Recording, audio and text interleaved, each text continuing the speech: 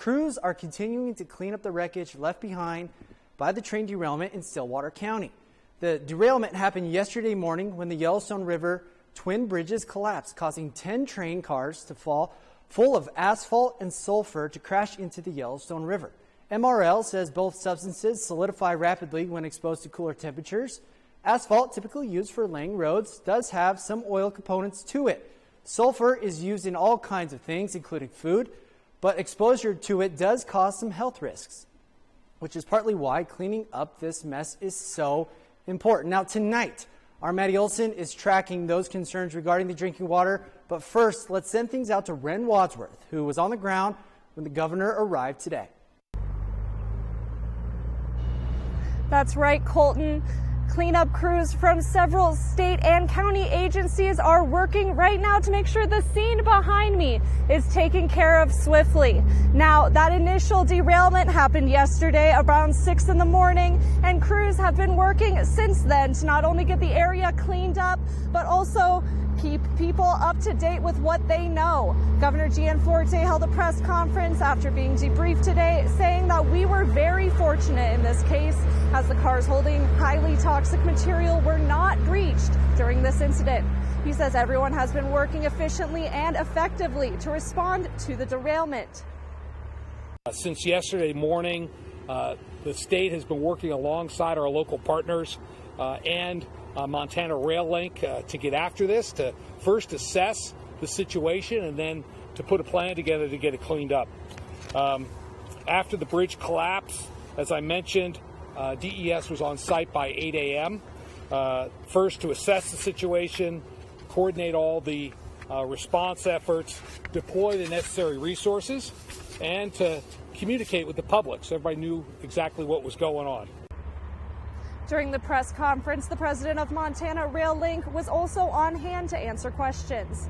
He says both the bridge and the track are owned by MRL, and the cost to repair this main thoroughfare will be theirs.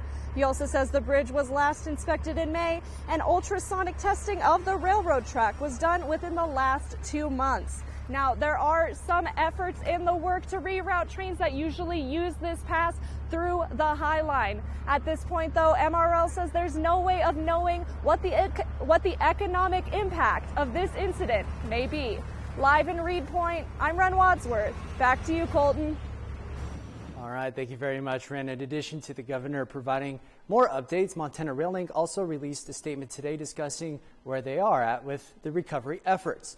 They released a statement today saying, in part, quote, "The present focus of operations is safely responding to the emergency, controlling all releases, and mitigating impacts." Throughout the response, MRL will work with local, state, and federal partners to assess impacts to natural resources, to develop appropriate cleanup, removal, and restoration efforts. To view their full statement, please visit our website, nonstoplocal.com.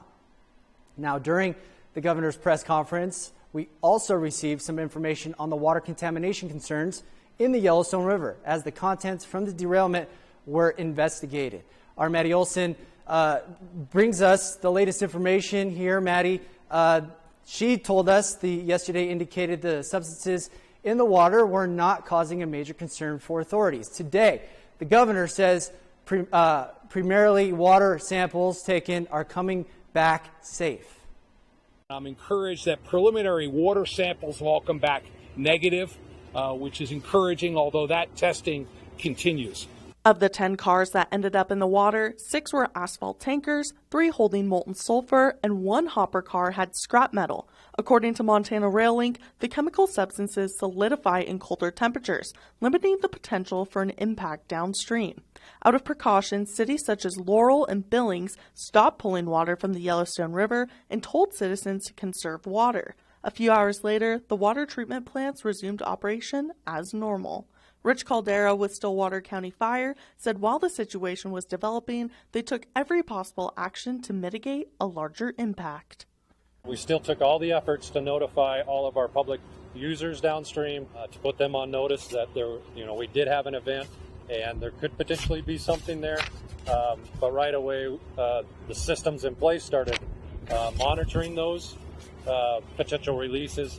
And so far what we're finding is there's very minimal impact to the water systems on either side, public or irrigation. Now, the next steps for Montana Rail Link will be moving the cars from the water and cleaning up the site carefully, making sure not to release any more substances into the river. And we'll continue to provide updates as we know more about the impact of the train's derailment to the local community and the environment.